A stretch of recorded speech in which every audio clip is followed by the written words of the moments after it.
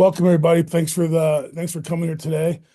Just giving it a minute to let a few more populate. If you could, just look at your screens and if you could just adjust your name bars to your name and your publication, that'd be awesome. And also, if you want, throw your name and publication in the chat.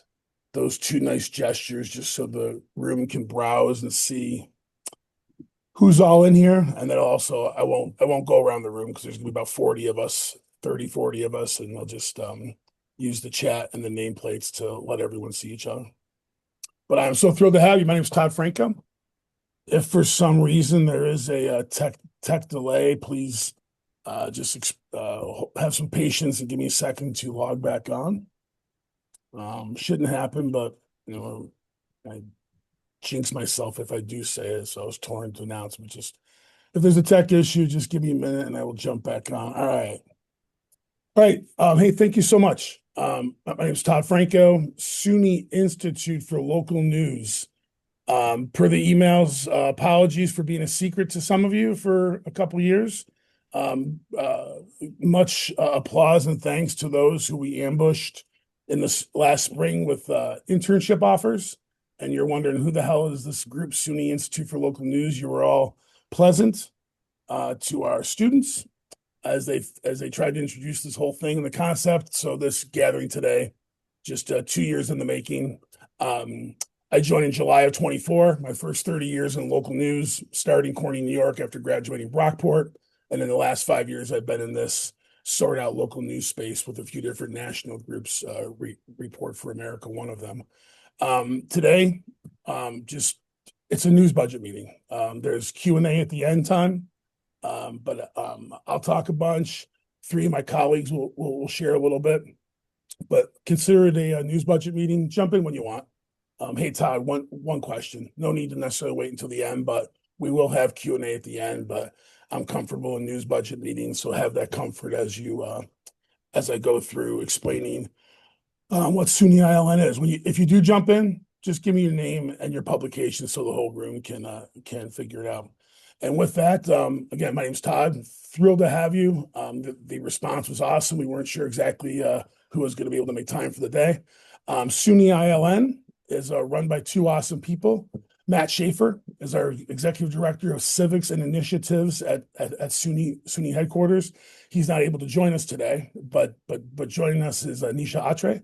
She's Executive Director of SUNY Impact Foundation. Nisha, can you pop in for a second there? Yeah, hi everyone. Nisha Atre. I sit in Manhattan, 55th Street and Park Avenue. We have SUNY has a system level office here. And I run the SUNY Impact Foundation, which is the 501c3 organization that sits alongside SUNY System, and we partner with private philanthropy to support system-wide initiatives. One of the largest initiatives and that we've taken on is embarking on ensuring every one of our 350,000 credit-seeking students or degree-seeking students has access to a high-quality work experience while they're in college.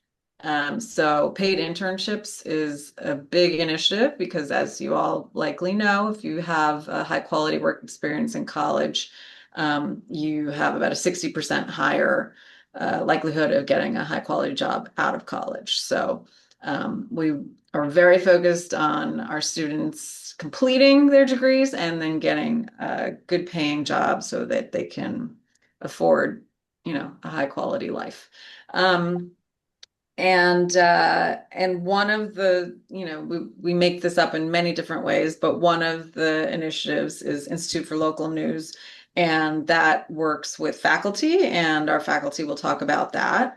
But then we also have these paid interns who, as many of you know, worked with you last summer, and we're continuing that program in 2026 and hopefully looking to expand it in the future. So we pay the interns to work and produce and report and it's an amazing experience for them. And we believe it's, we've heard it's a great experience for many of the publishers who hosted them. So that's it for me.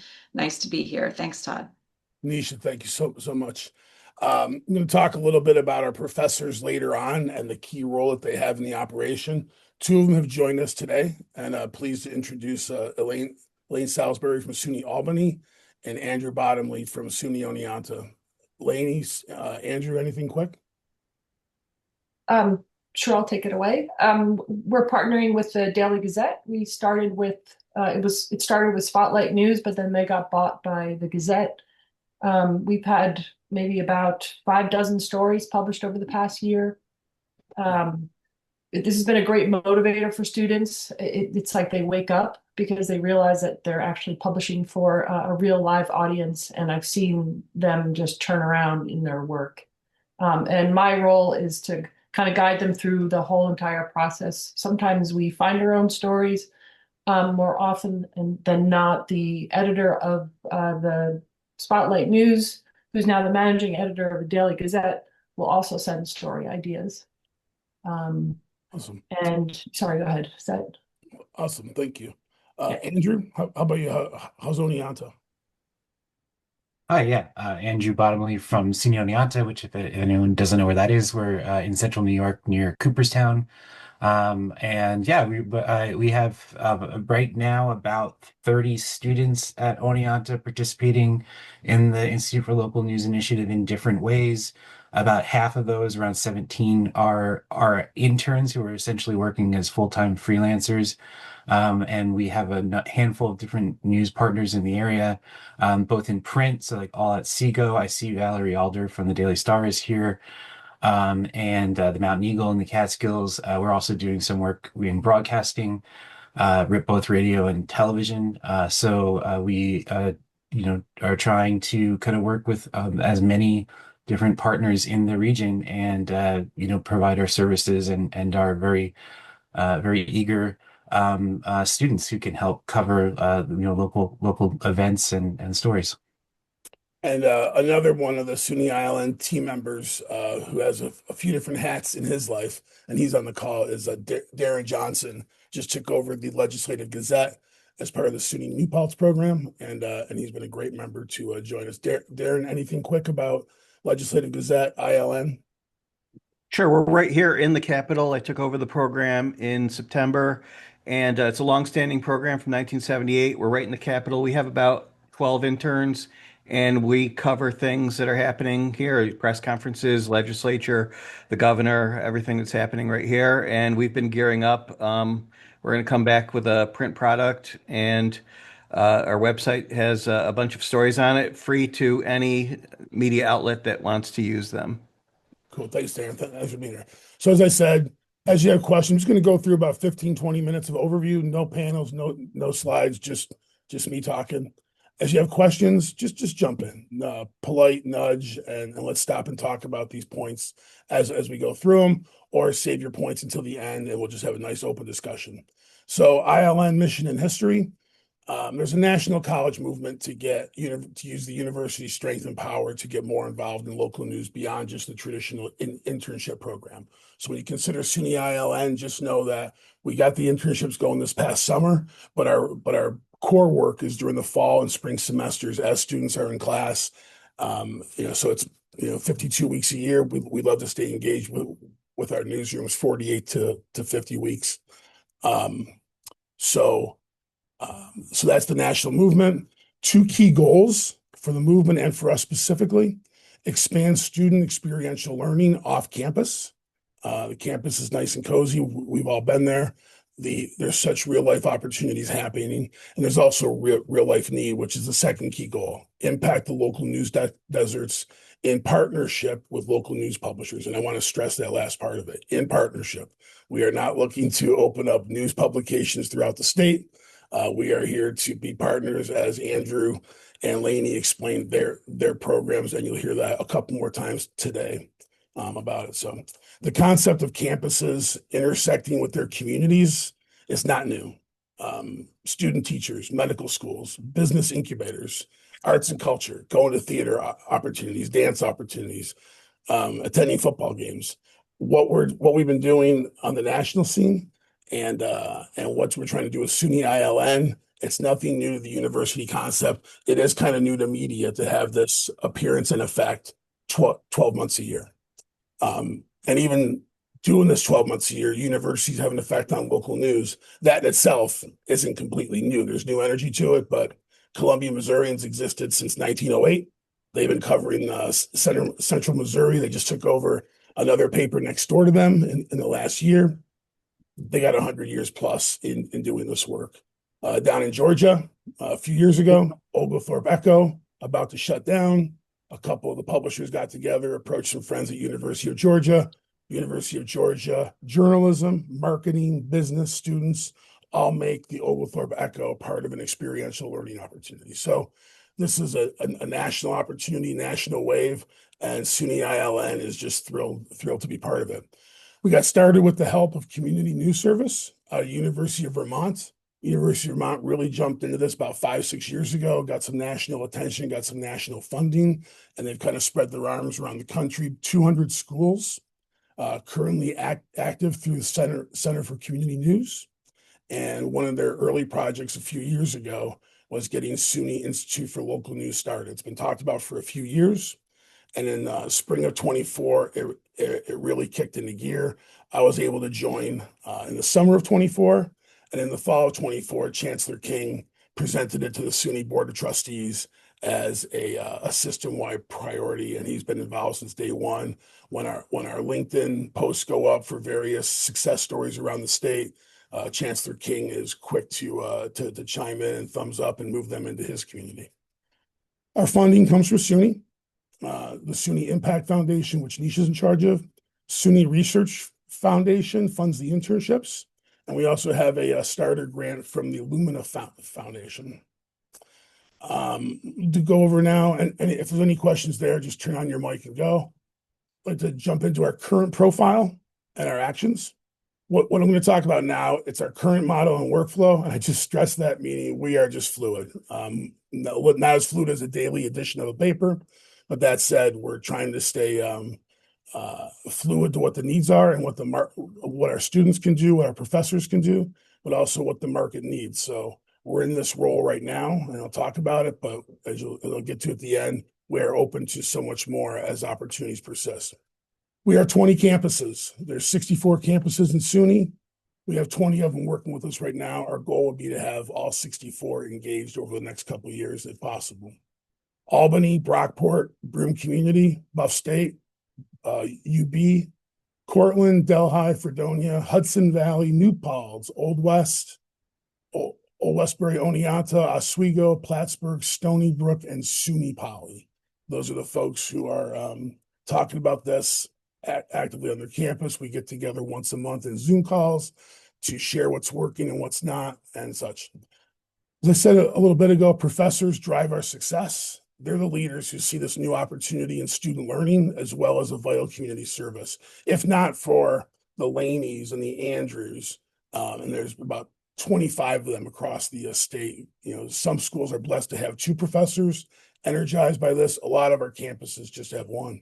But if we don't have that professor who really wants to change the way that they operate their class structure and take on this next challenge, we don't get this going. So the program operates through their class offerings. These professors have pivoted their traditional class instruction from campus-based reporting. Think of News 201, advanced news writing, investigative writing, learning to write, all that such. Taking that class energy, and instead of just making it campus reporting projects, partnering with local publishers to do community-based stories. The professors work with the local publishers. Laney and Andrew have been awesome in that regard, and they took it by the horns a year ago when they signed on, and have had great partnerships in Oneonta and in Albany. I think both their partners are here on this call, which is awesome. Any of you can jump in at any point. The stories leave the campus fully edited. The newsrooms have the final editing powers. Story assignments are key to the success. There's not one student who's ready for Watergate. There's not one student who's ready to cover Epstein. That said, it's local basic government coverage for the best students. If you go to our website, you'll see some cool stuff around the state, students getting involved in government coverage. And then for the newer students, just simple community profiles, which I think are, as you all know, just as key to a community publication and a community's vibrancy as the Watergates and the Epstein stories. So we try and make sure that the stories are student appropriate, skill appropriate. Assignments blend what the news partner needs, and that's kind of the key catalyst, but also the campuses and the students and the professors, they have their ideas that they pitch. 250 plus stories per semester for our last 3 semesters. This past fall was a high watermark for us. 291 stories produced by 90 students. Some of my favorite, if you get a chance to go to our website, Mia Quick out of New Paltz did a great story on a small Catskills pharmacy struggling to stay in business amid the big national movement. Out of Albany, I think this is Laney's story. There's housing development encroaching on a historic Shaker settlement. Love that story. I'm from Buffalo, and the Statler Hotel has been a landmark for our city for about 500 years, it seems, and it's been closed for about 450. And the Buff State had a great story on the refurbishment attempts for the Statler Hotel. And Long Island, who knew? Decades ago, century plus ago, it was one of the leaders in the duck farming industry. And Stony Brook had a great expansive piece, long form Sunday feature writing on the history of Long Island's duck farms. Loved it. We launched our summer internships last summer. 20 students at 15 newsrooms from Buffalo to Long Island. Those internships fully paid by SUNY and by SUNY Research Foundation. We have a second cohort of interns coming this summer. How our internships work, and I know there's about 10 or so newsrooms at least on the call who had our interns last summer. We approve the students, the SUNY organization, the ILN group. Students apply to us. We approve them based on their campus work, and if the campus work includes off campus. We approve the best 20. Those 20 then have essentially a coupon to go to the newsrooms and say, I am free for you this summer. I am free for 30 hours, for $4,800, for 10 weeks. Will you give me a job? They work with the newsrooms. We jump in and find newsrooms if needed. But I'd say of our 20 kids last year, 16 of them found their own news jobs. Mark Vincegara is on the call here, and he found his intern at one of our professor gatherings after a 15-minute chat and said, she's awesome, let's go. So the students find their own, and that's how we work it for now. We're SUNY ILN serves as this umbrella group for our campuses, but we're also kind of a cool position in the state to partner with other campuses, St. Bonaventure, all the New York schools, Columbia, NYU, Hofstra. Syracuse has a good active presence. We're just getting involved with Pace and with Colgate. So it's kind of cool to see this energy, again, from University of Vermont's Center for Community News, take foothold around the country and here in New York. And in New York, the ILN movement has gotten the attention from other universities, and we act like that Johnny Appleseed of sorts, talking it up, giving them confidence, giving the professors confidence, jump in the pool, giving it to them in doses where it's manageable. 6 students, 2 students at a time to start. You don't have to start with 20 students to get this going. 2 faculty convenings a year. Last April in Oneonta, and this coming April will be in Albany. 50 or so of our professors will get together. And we're also engaged again through CCN as a network, 200 plus campuses, and be proud to know that what we built in New York is one of the models that CCN is taking around the country and showcasing what we've built here to other state universities around the country. California is just starting to develop what we've developed here. And I say that we're still building, and hence, being shy for the last couple of years about having this call. We're still getting started. Our professors are still figuring out how to get students motivated. The student base right now is largely the journalism students. It'd be great down the road to grow it to the non-journalism students, your honors kids, your business, with the concept being that spend a semester or 2 or 3 with us, and your campus experience that you're going to take into your professional life will make you such a better professional in whatever profession you take on when you have a couple semesters practicing local news, the eye-to-eye contact, the investigations, the writings, the research, all that stuff. We're eager to have Lehigh University in Pennsylvania is kind of one of my darling sites. They've been doing this for a long time. They have about 30 kids, non-journalism majors doing local news. So, or I'm sorry, doing news, some of it local. Um, Andrew Laney, any chance to jump in and expand upon what I just offered about how it works between professors and publishers, professors and students? Yeah, sure. I can add a few words. Like Todd laid out. I mean, it's really about what your needs are as a editor, as a publication, and we'll try to be the facilitator of that, the bridge between the student journalists and help you execute on that. So that means that it is very fluid. There's not one way that we work, even if there's even if a lot of it happens in sort of, in similar ways. So just to say that I do have some students at Oneonta that are working as more traditional interns where, they are essentially working directly in a newsroom, and they're getting their assignments straight from that editor, and that editor, is the one who's really kind of editing their work. But I know that that's not possible. That's the preference of those publishers or those editors. But that's not always, feasible, right? I mean, a big part of this is working with small, mostly independent newsrooms, at least in our area of Central New York, where they don't have the capacity to take on, full-time interns. So what I can do as a faculty member is essentially act as a handler, right? As like a first editor. So I can, help facilitate the assignments, right? You as the editor can send me pitches for stories that you want covered, and I can find the students to cover them. I can also help generate, pitches, either ones that are coming from the students that I think will work for your publication, or also, I mean, obviously, I'm, a member of the community in Oneonta. Like, I know what's going on. I'm monitoring I'm monitoring community events and municipal government constantly to find stories, and so I can put students on those stories and then send it to you, right? So it's kind of, it works both ways. And then with, as those stories come in, I'm going to be the first person to put eyes on it.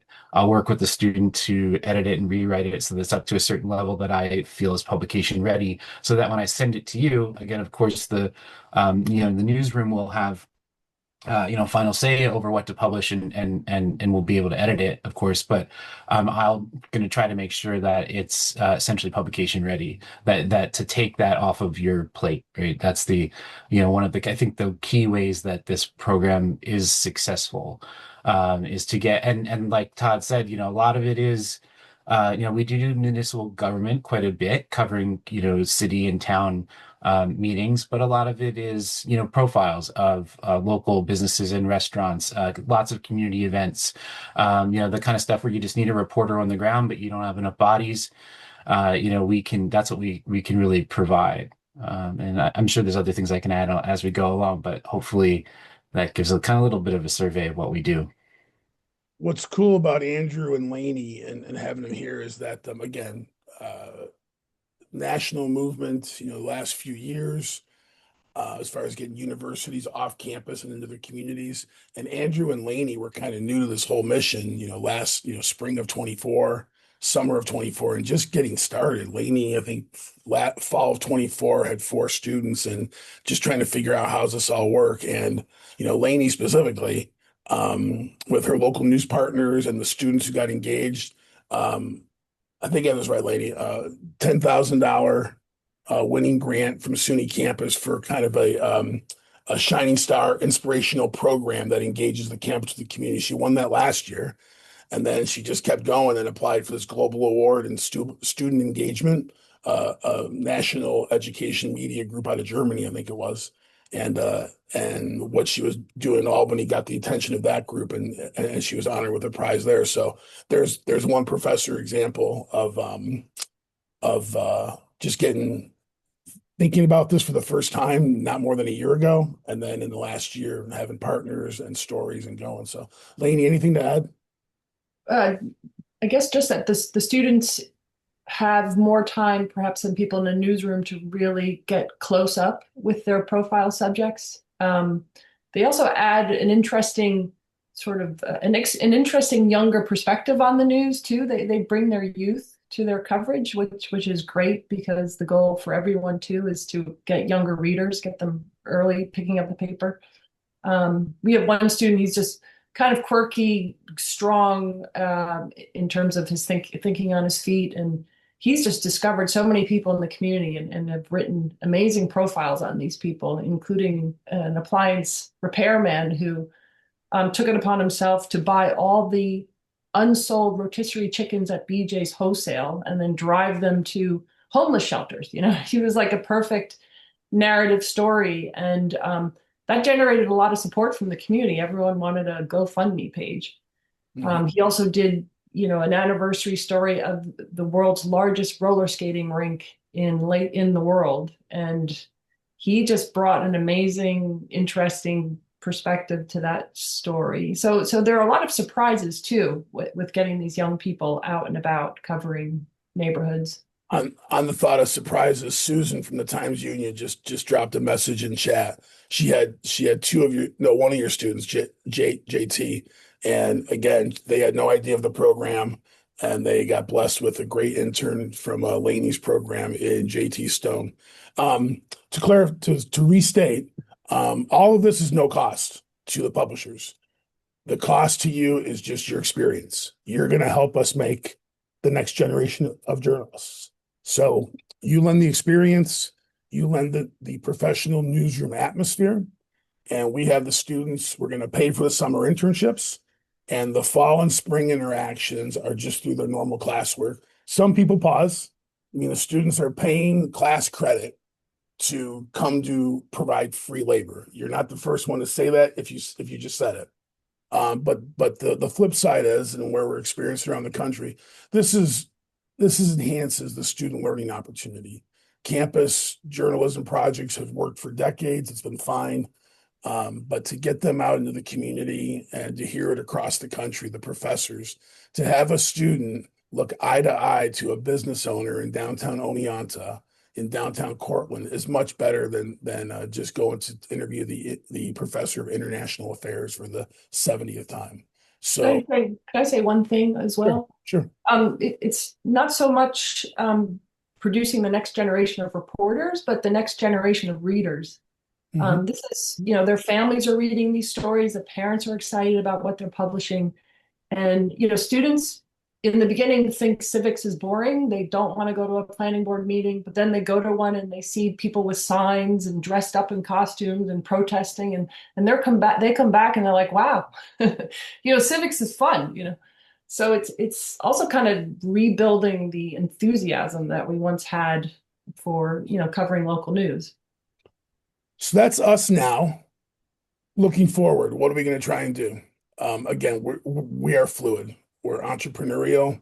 We have small scraps of paper in our pocket, and we jot down notes about things to do, things to be better, to help publishers. But let's also be clear, to help citizens. This is about protecting democracy, citizenship, making sure that the untold stories, the great things going on in New York, the important things going on in New York, get light shined on them. Where there's not light, there's darkness, and where there's darkness, there's bad things. So our mission is to help publishers, help students, but ultimately help the state of New York in this kind of work.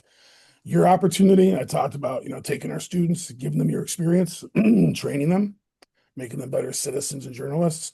If you have a SUNY campus near you who's not engaged, I had the list in my previous email. The list is on our website. If you have a campus near you who's not doing this right now, call out to a friend. A media, we have some that are just in the communications department, not even on the professor side, in the administration side. But get a believer on campus, and maybe you help build the bridge and reverse engineer this. But you can help us get more SUNY campuses going. A lot of professors are anxious out of the gate. What publisher is going to work with me? Who wants this burden? And it's not a burden once you get it going. So help us out there. Reach out and see if you can open a door. We'd like to be at all 64 campuses, but we need that believer. We want to make sure we appeal to students beyond traditional media and journalism, civics, democracy. It's a lesson for everybody. And again, we know the core journalism skills. All those things are great for students in all majors. Um, we again gauge the story assignments based on the student's talent. We've got great guides and how-tos from around the country, but you guys are trained journalists all your careers. Let's be ambitious as we get this going. Can we get the honor students, the business majors, the education majors to take a semester or 2 or 3 and get to an event? Where do you need a set of eyes to help you out? That's what we see. Student roles in local media besides the reporting. I talked about Georgia, Oglethorpe Echo, sales, marketing, social media. There was a closure recently, and it was tough to read the publisher's column in 2025 about closing down the paper, and they just got video onto their website. In my world of thinking, we got all this talent on campuses. If there's a tech or a staffing talent shortage at newsrooms in our communities, can campuses be of service to get these comfortable publishing platforms that the whole community knows about for a decade or 2 or more, 100 years, a century? Can we get those newsrooms at a better tech platform so that video is not new to their website in 2025? So those are among the things. We've had some of our campuses have been approached to buy the local newspaper. So we really don't know what's next. We're getting started. We're just comfortable enough now to introduce ourselves to you. And with that, thank you for being here. Open the floor to any questions you all have. Just politely jump in. Nobody? All right, we're done? Come on. Can you just go through There we go. you know, the part to just apply? Is it based on the individual campus or? Yeah, so Josh, it's which by the way, thank you for being here, boss. Yeah, of course. Thank you. It is campus by campus. You being where you are, you've got a great blessing in Stony Brook. I would connect you with Stony Brook, and it's about Okay. connecting with your local campus. Old Westbury could use some love. If you got some publications by Old West. Yes. So it's just about, there's no application. It's just send me an email. That's your application, Josh. Okay. Send me an Great. email and we are off and running. Or you got the SUNY ILN website copy, send it to a buddy on campus who's got some clout and some moxie about them to say, we can do this here. I've got a couple campuses where they're not journalism or media profs, but they're just some folks who see what's going on around the country. They see the need that's out there in their community, and they've heard the whispers of ILN, and they want to take a shot at it, and they don't even teach journalism or media. So yeah, there's no application, pal. Just send me an email and let's get you connected to the SUNY properties Great. that you know are within your footprint. That's the best way to start. Good question. It's funny, people have also asked, and our apologies for this. Newsrooms have asked, especially since word got out about the summer internships, free to you all. Did I say free enough? Can I say it again? Free. As word got out, I've gotten emails all fall. Hey, can I apply for a student internship? So I just have to humbly explain that no, the students actually have control here. So, but I do get you on the list. And as the students come to us and say, I don't have a place, then I'll go to my list and share them, and we'll go by proximity where they want to live. If they want to go hang out in Thousand Islands for the summer or Buffalo, wherever it's going to be. David, go ahead, sir. Yes, for those of you who don't know me, Patricio, I see you on the call. Nice to see you again, sir. My name is David Donovan. I run the New York State Broadcasters Association. I don't know whether it's relevant here, but we have a fairly sophisticated internship program.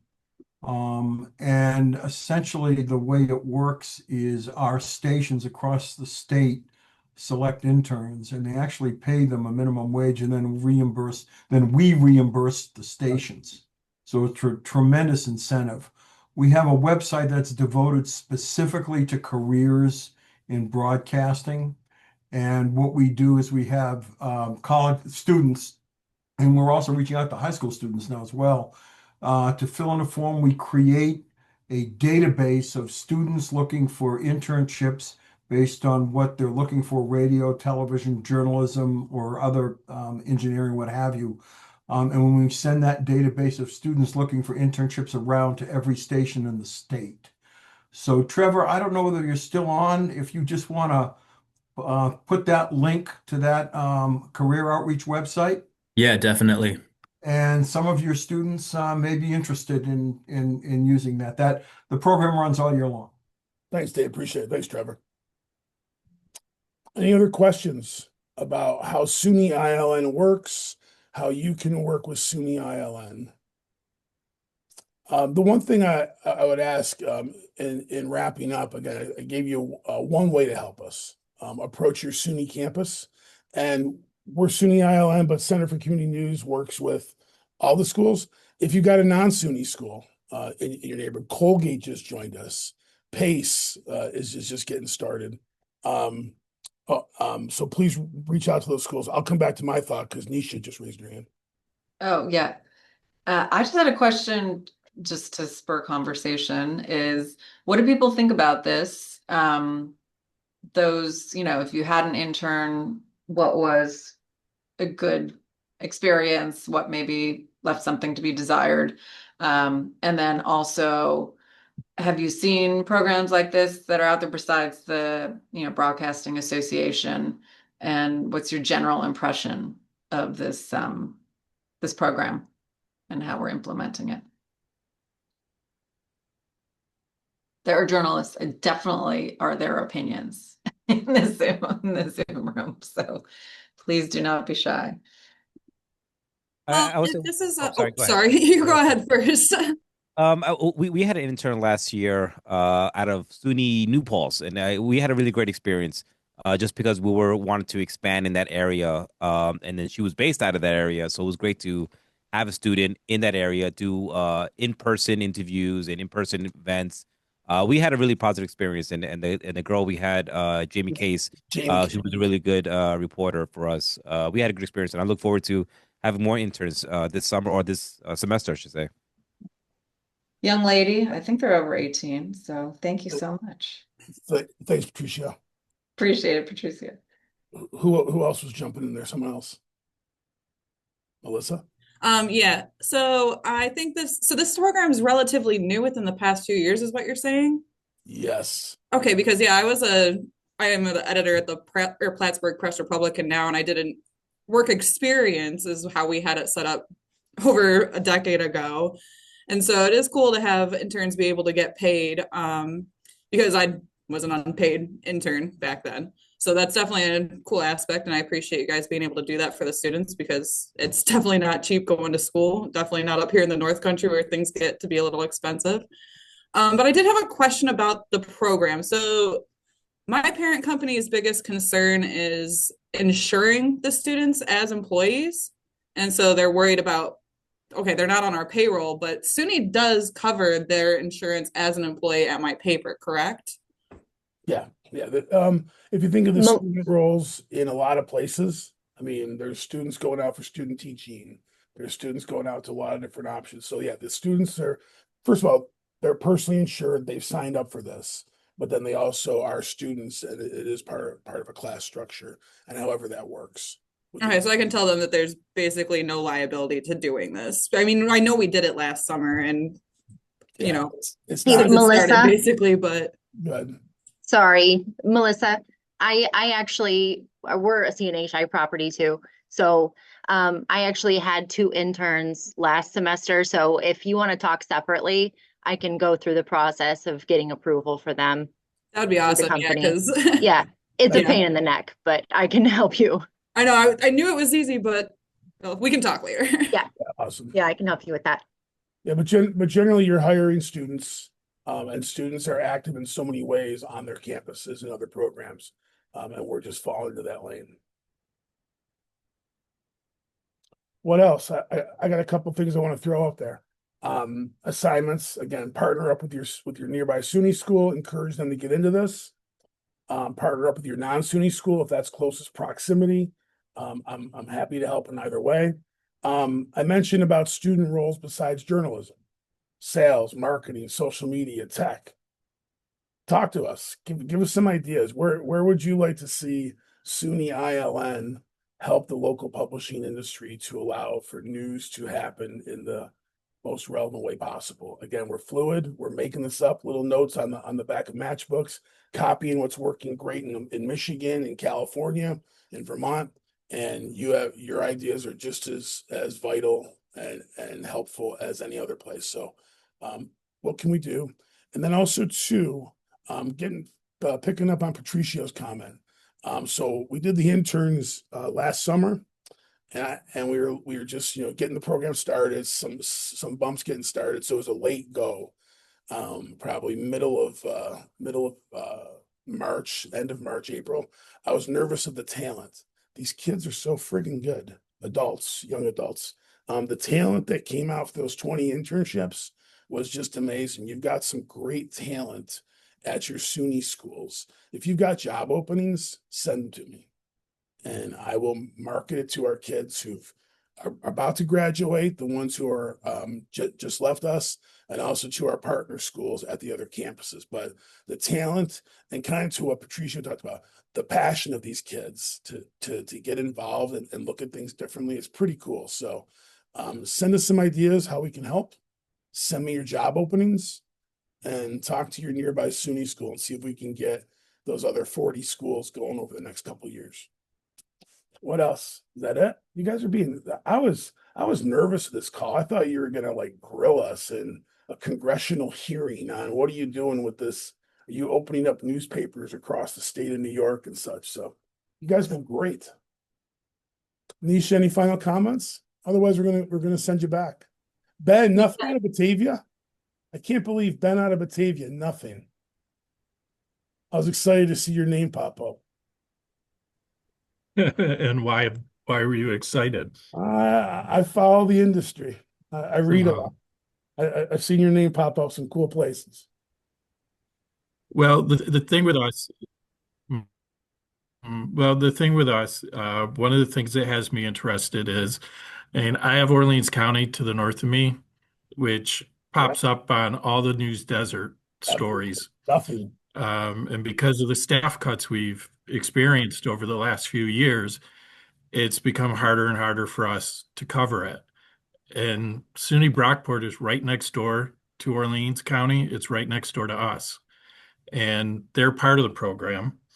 I also have the Livingston County News in Geneseo. And we had great experiences working with one of their professors years ago who taught a course. It was essentially an intro to journalism course, but it was called Foundations of Communications. And years ago, I taught as an adjunct at Roberts Wesleyan, and I basically lifted his course with his permission and developed some stuff from that. And one of the things that we did with Mike's classes was their final project would be writing stories that tended to be of an evergreen nature, but were very community oriented. And the goal was for them to write stories that we would be able to publish, often, during the late spring, get us through the summer, so our staff would get a break. And some of them were very good, some of them were kind of quirky. But what was really interesting was how, Mike would do the first edit, I would do the next one.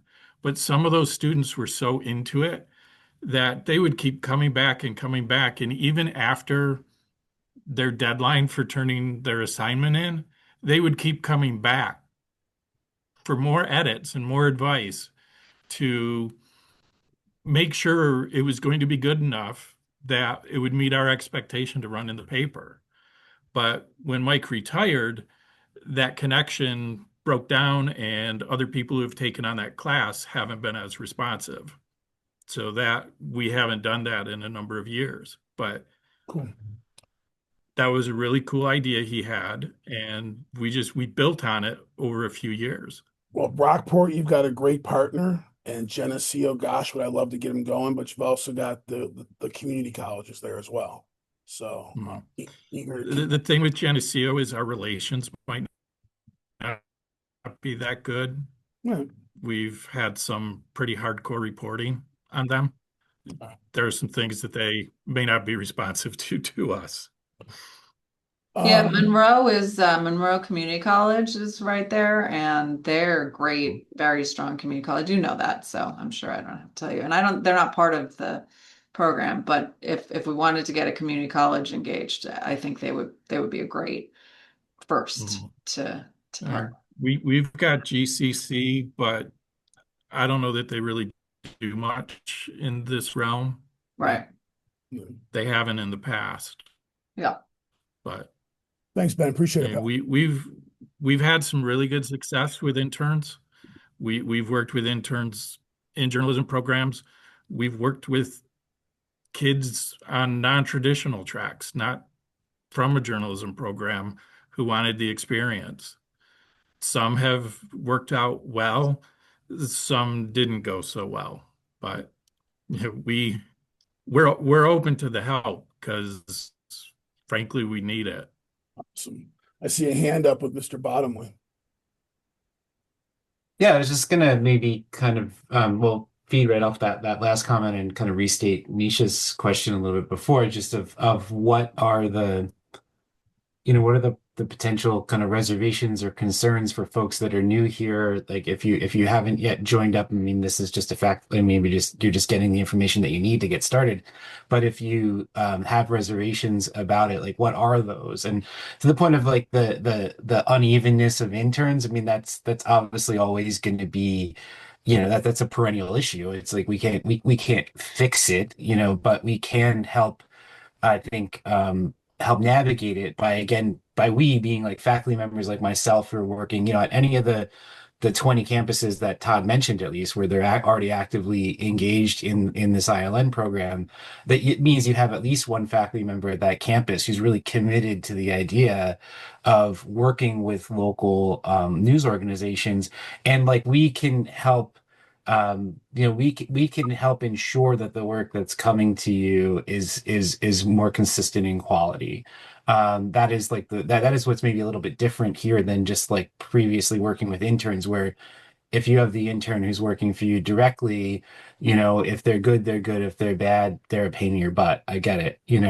But that's what I'm here to help do, is to kind of to be a buffer and to be an additional set of, my job is to, run after these students, day in and day out, to make sure that things are on time, to make sure that, that they're fact checking their work, right? Helping them set up stories, a lot of that hand holding kind of work that I know is why people might be reticent to take on interns, because you just don't have the bandwidth for that.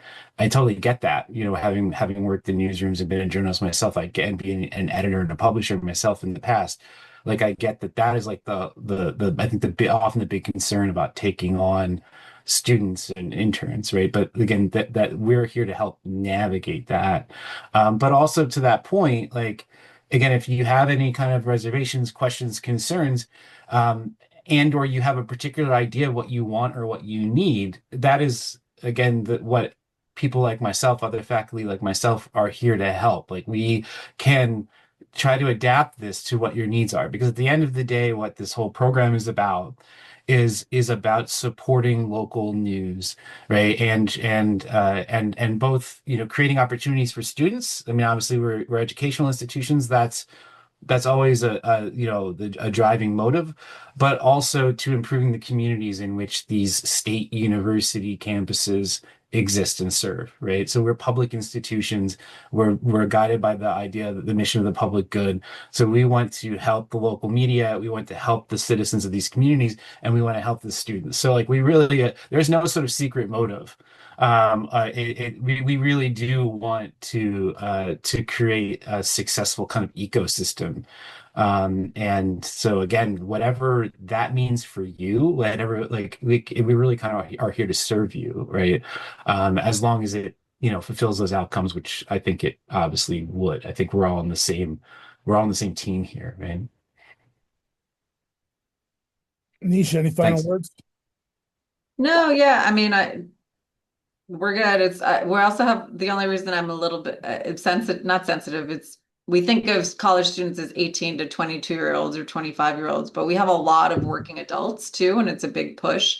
And who didn't finish college and are coming back, and SUNY wants to be the access for that, right? For them to complete their degrees. So that's the only thing. I know college is 18 to 22 or 25 normally, but that's a bigger push for SUNY. And also, I just wanted to shout out Todd, who's Todd, who's our fearless leader and really has such amazing experience and passion, and is getting it all done. So thank you. We're so grateful.